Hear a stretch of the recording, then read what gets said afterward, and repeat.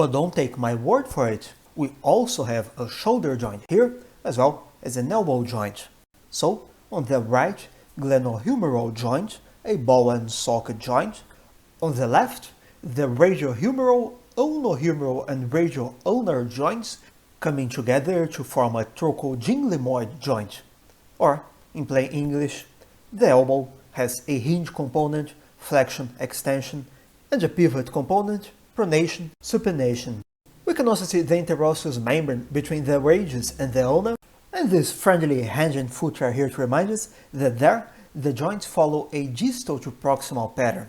So roughly, hinge joints between the phalanges, condyloid joints in the metacarpophalangeal and metatarsophalangeal joints, and plane joints in the carpometacarpal and tarsometatarsal joints.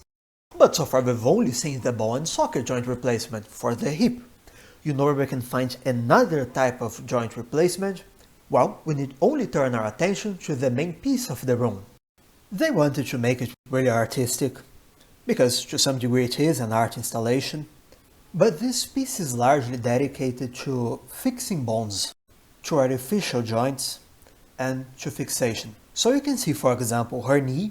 She clearly has a knee prosthesis there, but I'm going to zoom in on it. You can see her artificial left knee, as well as a plate and screws for internal fixation of a distal tibial fracture on her right tibia.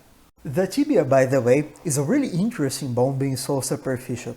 You can see there are muscles around the tibia, but not covering it.